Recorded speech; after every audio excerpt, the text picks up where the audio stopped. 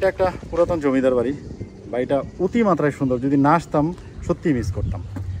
জমিদার আসলে লক্ষণ সাহা এই জমিদারির মূল গোড়াপত্তনকারী। আর তার 3 পুত্র ছিল, এর মধ্যে বড় পুত্র এবং কনিষ্ঠ পুত্র আসলে পর্যায়ক্রমে কলকাতায় চলে যায়, মানে ভারতে চলে গেছে। দেন মেজো যে পুত্র ছিল তিনি ছিল একটা সময়, এবং তার একটা ছেলে ছিল, এবং সেই ছেলে নাকি আসলে এখানে এক উকিল ছিলেন, সেই উকিলের কাছে এই জমিদারিটা মানে জমিদার বাড়িটা বিক্রি করে যায়। এর জন্য উকিল বাড়ি নামেও নাকি পরিচিত এটা।